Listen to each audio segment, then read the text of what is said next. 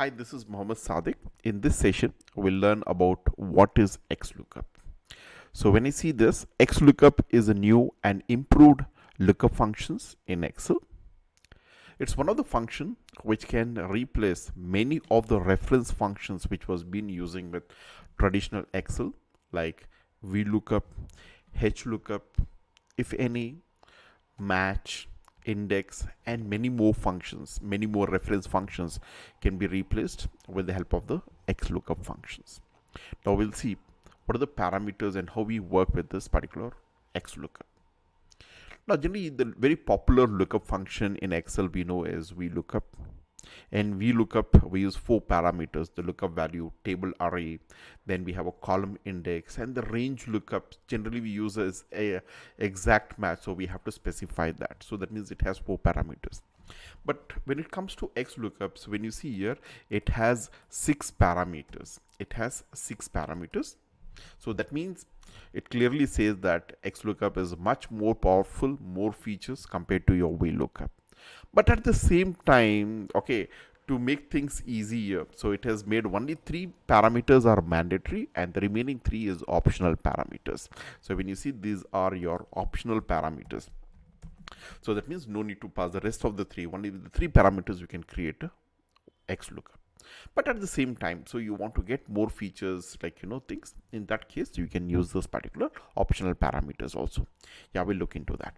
The very first parameter of your VLOOKUP is okay, your lookup value. Lookup value is what value you're looking at. Okay, the second parameter is the lookup array, that is the range or the array, okay, to search. That means where your lookup value is going to be present. So generally in the case of VLOOKUP, that is going to be the first column of the table array, but here not required. It can be the second column, or it can be the leftmost columns or the rightmost columns, anywhere. Okay, thanks. So but we specify the range on which the lookup value has to be present where you're searching. And then the third parameter here is the return array. So what is the array of data that you want to return if the match has been found? That is the 3 mandatory parameter. Apart from that, we have optional parameters like if the lookup value is not found, what is that you want to do? Okay, so what is the alternate value that you want to return? So that can be given as the 4th parameter here. So that is if not found. And the 5th parameter here is the match mode, the kind of more matching you want. See, most commonly the match you're going to be the exact match. Okay, so and you can see the first parameter here is given as the exact match, which is the default one, but you want to go with the appropriate match. So in VLOOKUP we had an appropriate match, means it is the closest match, but here they have made it more clear by telling that okay, you want to go for if the match it's not exactly matching, then what? If it is not matching exactly, look for the smallest item or the next largest item. So in that way. Apart from that, we can also perform the wildcard match. Okay, we can even match based on the pattern. Like you're not giving the full data to be matched, you're just giving the part of the data and you want to match. Yes, you can do that kind of a match. Okay, that is about the 5th parameter. The next coming is the 6th optional 6th parameter is the search mode. So we know that whenever you're performing a VLOOKUP or even an XLOOKUP, always the search happens from the top. When the repeated values are there, it stops on the first match and returns the corresponding value. But you want to return the bottom, say you want to search from the bottom up approach kind of thing. Okay, when was the last transaction done, when was the last installment paid, okay, thing. So that means you want to search from the bottom, so you want to change the search direction, which was not possible in the case of VLOOKUP. But in the case of XLOOKUP, they have come out with the search mode where we can specify the search direction, whether you want in the top to down, which is the default one, but you can have it as a bottom up approach also. Okay, so this is what is the parameters. So only 3 is mandatory, remaining 3 is optional. So in this session we'll look into all the parameters, how do we use it in the case of a XLOOKUP. Okay, now we'll get into practically and we'll work on this. So now to get into practically, I'll just take this particular data. I'll just take in this particular Excel data. So I just have some employees table here. Okay, see, it is always better to work with what you say, the tables, rather than working with the range of data. So what I will do first, I'll convert this particular data to the tables. How do we convert it? Just focus on this, go to the insert and hit on the table, or the shortcut key is Ctrl+T. So you can see automatically it selects this particular range of data, and then it says my table has a header. Yes, I want to look first row, I want to consider as a header. Okay, fine. I'll just say okay. So automatically this data becomes as a table. Now the table will be given with the name here. Okay, so let me refer with a short, easy name. So this is the table which is having the information about the employees. I'll just say as EMP, refer to employees. Fine. So I just want to give it the name as EMP. Okay, it becomes easy to write the formula when you're using a table reference rather than using the ranges of data. So now let us try perform a search here. Now what we want is, if I provide an employee ID, I just want to get the name of the employee. That's it. If I give the employee ID, I have to get the name of the employee. Like example, here when you see we have an employee ID as E245, so which we know is this, but I have to return what is the name of that.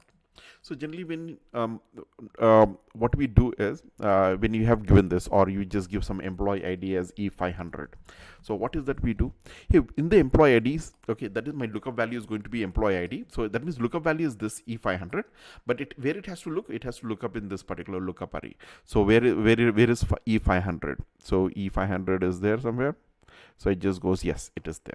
So it looks at this. Now when it looks, it has to return something. What is that it has to return? It has to return the employee name, so which is the next column of that, Jennifer Jones. Okay, that is what we manually do that. So now we'll see practically how do we do it in the Excel. So we write it like this. I just say is equal to Xlook, simple, lookup value. What is my lookup value? Just this is my lookup value. Where you want to look for this? In the B column, and you want to return what? Return array is column C. Cool, the job is done. Okay, is that simple? Or if you are using a table concepts, so okay, in that case, so what is that we do is, so we just pass the same thing. I'll just rewrite the formula here. I'll just say is equal to Xlook. Okay, lookup value. What is the value you're looking? I'm looking for this. That is the cell K4, whatever the value is there, I'm looking for that. Where are we going to look? So that is the second parameter. So when you put a comma, it takes me to the second parameter, which is nothing but lookup array. So I'm looking at the employee ID. To get the employee ID, just focus in the header of that. So you can see the black color down arrow is there. Just focus on that. It automatically takes that particular column. In the EMP table, it is looking for the EMP ID column. Okay, which is my second parameter. The third parameter is return array. What is that you want to return? I want to return the name. Just focus on the name and the job is done. That's it. I want to return the salary. So you don't have to count 1, 2, 3. That is what we used to do in the case of VLOOKUP if you have worked with VLOOKUP. So here we can just say is equal to Xlookup.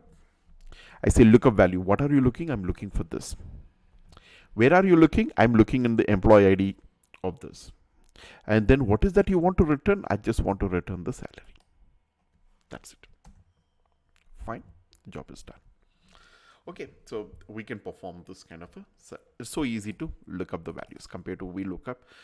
Xlookup is much easier. So just only three parameters, that is the lookup value, the lookup array, that value where it has to look, in which particular range of data it has to look, and return array. Okay, what is the data that it has to return? That is, it has to return from the salary values. Okay, fine. So now using this particular, generally the VLOOKUP, your search is always, left to right. The lookup value will be the leftmost column and the return value will be from the right hand side. But in the case of, what happens is Xlookup, we can do a vice versa. Based on this particular salary, I want to know who is the employee getting that salary. I just want to do that. So I can perform this Xlookup. Okay, lookup value is the salary. So I look at the salary at this particular salary column of the table. Fine. And what is that you want to return? I want to return the name. So it says, if I give the salary here, it says the name is Jennifer Jones. So if I just say 5,000 is the salary, if I say as 5,000 as the salary, so you can see it says Steven. So where is 5,000? Yeah, Steve Hoffman. is the okay, this is the person. So that means it's not only like in the case of VLOOKUP, always the search was from the left to right, but here you can do either from the left to right or right to left. Both are possible, and your function for the reference, everything remains the same. The parameter, everything remains the same. So only thing is the lookup value is this and the return value is this. That's it. It's so easy. So I remember like when I have to do this kind of a problems in VLOOKUP, we have to use, inside of VLOOKUP, we have to use a choose function. Okay, that is one thing what we have to do it. And so now what happens in the case of VLOOKUP when you do, when you have to count explicitly, like, things, just imagine like, we have 70-80 columns and we have to search in the, such a long list. The counting was very difficult and we might even go wrong. Okay, and for that we used to use something like match function. Here you don't have to use anything. I'll just say is equal to Xlookup. Lookup value is I say this, and lookup array is in the employee ID, and you have to return from the salary. Is it? So we are not giving a column index. Since we are not using a column index, no need of using the match function. Now what if I add some additional column? Okay, for the name I want to add a title, Mr., Miss, or whatever it is. If I just add this, so generally in case of VLOOKUP, what happens, the complete reference changes. Okay, but you can see it is not changing here. The reason is we are referring based on the name of the column. We are referring based on the names of the columns. Okay, not based on the column index. So even if you change your source data, your formula is not getting affected. Okay, but in the case of VLOOKUP, it doesn't happen like this. So to avoid those things, we have to use a match function. And when I say match function, inside in the place of column index you are writing, that means inside the VLOOKUP when you start writing another function, the complication starts. It's so easy here. Okay, fine. Okay, that's about this one. The next thing is we'll look into the other thing here is what is that? Okay, match mode. If not found, the optional parameters, we can look for it. Okay, how do we look at the optional parameters? Optional parameters is like, say example, if I give the employee ID as, instead of 500, I'll say 5000. Oh, we don't have an employee with employee ID as 5000. We don't have it. So since we don't have it, it says #NA. So #NA is not a formula error, but the lookup value, that is this value, it has to look in this particular thing. So with there the match is not found. Since the match is not found, it says as not available. But the end users, when they look at it, or when my manager looks at this particular kind of a cells, so #NA with these things, it looks like an error. It looks very odd. Okay, and how do we handle this one is in the traditional Excel, we used to write if NA and then open the bracket, and then first parameter is the actual value. If this value returns NA, what is the alternate value? I just want to keep it blank, you can just keep it blank.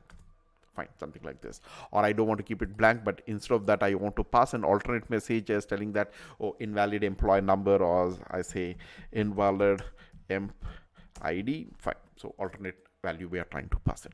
So now this is simple, but at the same time we are using a nesting. So you can see here inside the VLOOKUP, if NA, and then inside if NA we are using this one. So function inside a function. So the nestings, this will lead to complications and things. So now in the case of Xlookup, it says no need of doing this kind of a nestings. So instead of doing, if you want that, most of the time what happens is when you use this Xlookup, the lookup value what you have given is given by the end users. So the possibility is like, they would have given, there might be some kind of a typo error, spelling mistakes and all these things. So this is a common scenario.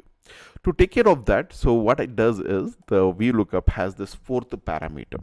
The fourth parameter is what? If not found. If not found. So that means if the lookup value is not found, instead of throwing that #NA, give an alternate message, invalid employee ID. Cool. That's it. So I can do the same thing here. So just go to the last parameter, comma, and just say invalid EMP ID or something. Cool. Yes. Yeah. Oh, it closed even the double quotes there. It's a string, so I've just given it. Yeah, so easy. So no need of nesting. So there is a fourth parameter, is the lookup value is not found.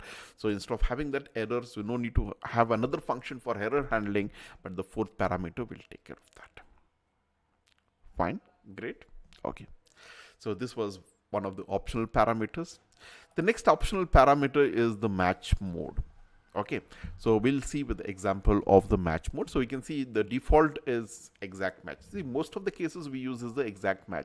So I have to look for the exact matching employee ID. If the employee ID is, so instead of 500, if I give it as 5000, if I go with the appropriate match, even 500 is also close to 5000, but only one extra zero. That is what it is considering. That isn't the guess appropriate match. But here, no. Okay, we have an exact match to the next smaller item or the next larger item. We'll just see one example of this. Now, let us take an example here. I just have this particular employees data. So I've just taken the same employees here. I have some sales value and I just want to give the bonus for the employees. Okay, I want to give the bonus for the employees. Now, I have decided to give the bonus based on the sales, how much sales they have done. So I just have another table here, so called as bonus table. So you can see here I have renamed this particular tables. So this table is EMPL, so which is having the employee names and the salary sales, and I have a bonus table which has the actual sales value for which you want to give the bonus. Now here, so I have just kept a kind of a master table here. Is if an employee has done a sales of 3000, he is eligible for 5% bonus. If he has done 3000 car sales, he is eligible for 5% of your sales as a bonus value. If it is above 3000 but less than 5000 also, he will get 5% only. If it touches 5000, so then he'll be eligible for 10%. If he touches 8000, he is eligible for 15%. Okay, if it crosses 10,000 or if he exceeds 10,000, okay, then he is eligible for 10,000 or above, he is eligible for 20% bonus. That is what I want to give. Now, every employee has done some values here. Okay, some sales values are there. Now, if I am to look at it, say 9,500, there is no match value. If there is no match value, in that case, so what is the kind of bonus we will be giving? I will prefer he is not touched 10,000, but he has exceeded 8,000. So that means he has crossed 8,000 slabs. So he should be eligible for 15% bonus. Okay. When it comes to William Butler, he has done only 2,200. None of it is matching. See, none of its values are matching here. Okay. I think so, except I think 5,000 is matching. Only one value is matching out of that huge values here. Okay, almost the values are not matching. So when it is not matching, so we'll look for the closest match. When I say 2200, it is not matching with any of the value and it is not even touch the minimum value. So that means here he's not eligible for the bonus, because we are giving the bonus only if the employee has done a sales of more than 3000. So how do we perform this one?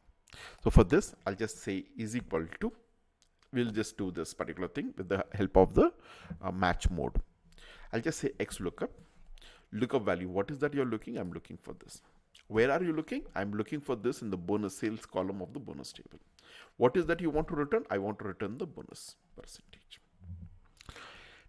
Now, here, see 9,500 or 2,200 or 2,300, none of the values are matching here. Okay, since it is not matching, so what is that I will do? I'll just go to the next. If not found, if the values are not found, return as 0. That means if the employee has done less than 3000, return as 0. Now the next parameter, fifth parameter, is a match mode. By default is exact match. Exact match means 9,500 is no match values are matching, so it will return as #any. Since I have given as 0 here, so it will return 0 for everyone. You can see for every 1 year this will be returning as 0 here. That is what is going to happen here. Okay, so only one match has been found. Okay, 10%, but rest all are getting as 0%. Hey, none of the values are matching. But what if it is not matching? What is that you want to go for? So I'll just look for this in the match mode. I will just look for this one. Is if it is not matching, look for the exact match. If the match is found, is good. If match is not found, look for the next smaller item. Like 9,500 is no match is found. But what is the smaller item? Next smaller item for 9,500 is 8,000. Okay, immediate smaller item is 8,000. So that means he is eligible for 15% bonus. I wanted something like this. So I'll just select this enumerated value. -1 is representing exact match or the next smaller item. Just select this. Yes, fine, cool. You can see 9,500, 15%. Less than 3,000, they're getting 0. 3,000 to 5,000, you can see they're getting 5%. 5%. 5,000 to less than 8,000, they're getting 10%. 8 to 10,000, they're getting 15%. Okay, if any employee does a business of say 10,000 or 10,500, so 20%, about 10,000, they'll be getting 20% bonus. So you can use this, whatever the values are there, into into the actual sales. That will give me the actual sales value kind of things. Okay, let me go with the percentage itself. Fine. So this is how we can use the match mode. Now see, there can be another scenarios is, oh, if the employee has done a sales up to 3,000, so that means from 0 to 3,000, I want to give him 5%. Okay, let us take that scenario. If it is 0 to 3,000, I want to give 5%. From 3,001 to 5,000, I want to give 10%. Even if his employee has done 4,999, he should be getting as 10%. If it is done 3,001, he's exceeded 3,000, that means he should get the next higher slabs. So I want to give the values in the higher slabs. If an employee has done a business of 20,000, I want him to get as 25% or something. I want to give it in the higher slabs. So in that case, what will I do? I'll just change this particular match mode here to what is say exact match, or the next larger item. Instead of smaller item, I'll go with the larger item. So you can see here, so I'm just going for the, if it is not matching exactly, look for the next larger item. So that means for 9,500, next larger item is 10,000, which we should be eligible for 20%. Okay, so I'll just select this option here. Yes, you can see. So that means anything more than 8,000 and above, they'll be above 8,000, they'll be getting 20%. Above 3,000, they'll be getting 10%. 0 to 3,000, they'll be getting 5%. From 3,001 to 5,000, they'll be getting 10%. Okay, from 5,001 to 8,000, they'll be getting 15%, which I feel, yes, they are getting it. Okay, things 5,001 onwards. So 10,000, 8,001 to 10,000 will be getting 20%. From 10,001 to 20,000, they'll be getting 25% as a bonus. Yes. Yes. Fine. So this is how we perform the match mode. Now in the match mode, as I said, the another parameter is the wildcard. What is wildcard? Wildcard is like, you are searching based on the pattern. Okay, let us see one example of matching based on the pattern. Now I just want to give a small name here, as I just give the starting few characters. So I just say for Steve, I'll just say STE. When I just say STE, I just want to get the Steve, or I want to know what is his employee ID, or I want to know what is his salary. So in this case, what I will do is, I'm not looking, okay, I want to look for the employee ID based on this particular name, which is just given a partial data, not the full data. I've just given only the starting few characters. Based on this, I want to search. So what I will do, I'll just say is equal to Xlook. I'm looking for this. So this is just going to be the starting characters. But with this character, it is going to add some additional set of characters. So for that, I will use a placeholder called as asterisk. I'll just use the ampersand and asterisk. You know the star when you're searching any information in your Windows Explorer. So any files, like if I'm looking for a Word document, you just say star.docx. That means the file ending with docx. This will list out all the Word documents. Is it something like that? So that means any value ampersand star. That means, okay, starting with this, but after this it can have any number of characters. That is what it means. Then where are you looking for this? I'm looking for this. This is the employee name. Is it in the employee name column? What is that you want to return? I want to return the employee ID. I want to return the employee ID. Now, if not found, if it is not found, what is that you want to say? Oh, invalid name or no match found or something, we can just give it. Or as of now, I don't want to do anything with that. I just want to skip that. So you can also do that. So if you want to skip, just put another comma, it will directly move to the fifth parameter. The fifth parameter here in this, we have something called the wildcard match. The last down, you can see there is a wildcard pattern character match. Wildcard is why? Because you're not giving a full data. You're just giving a part of the data, and with this data, it can be concatenated with any number of characters. So you look for this kind of a pattern. So I'll just select this, which is enumerated value 2. That's it. And you can see when I say Steve, okay, which is actually referring to Steven. Yes, E43. So now if I just say PAT. Patrick is E0. Where is Patrick? Yes, E083. or I want to know what is the name, I can just say is equal to Xlookup. Okay, I can just say refer to this ampersand, concatenate with the star, yeah, comma. Now I just want to go for the lookup array, so I have to look for this in this one, and I have to return the same thing, name itself. Okay, the same lookup value is employee name, and return also is the name. So this is just going to return. If I say PAT, and you have to give the search mode. Fifth parameter is a wildcard character match. Yeah. So when I just say EM, it just says Emily. So if I say DI, it is referring to Diana Wilson. So if I say KT, it is referring to Katrina Allen. So this is the employee ID for that. Fine. So this is how we perform this particular wildcard pattern search. Now you want to go to the search mode. Search mode is like, generally what happens is the last parameter, we'll look into it. If I I just have the employees here, and when you observe this particular data, I just have kept some data repeatedly. So that means a employee has done multiple transactions, or the multiple installment payments or something. So same employees has been repeated.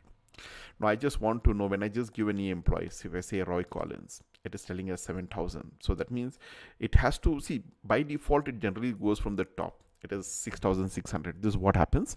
But I don't want from the top. It has to look from the bottom. When was the last transaction done by Roy Collins? It has to return this, which is actually happening. And let me do it practically. Okay. So which I had already written the formula. Now let me write this particular formulas here. Now if I have to do that, I'll just use this is equal to Xlook.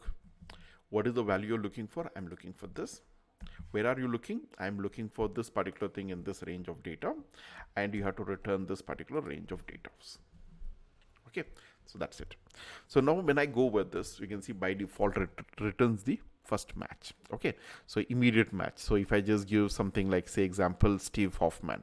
So where is Steve Hoffman here? Fine, it returns 3,000. But I say no, it has to look from the bottom, and I have to know what is the last transaction he has done. Okay, so it has to return this value. So in this case, what I will do, I don't want to use the fourth and the fifth parameters. I can just put a comma to skip, and the last parameter here is the search mode. Okay, so you can see when I put one comma, you're going to the fourth parameter. I don't want to use it. Another comma, fifth parameter. No, I don't want to use this also.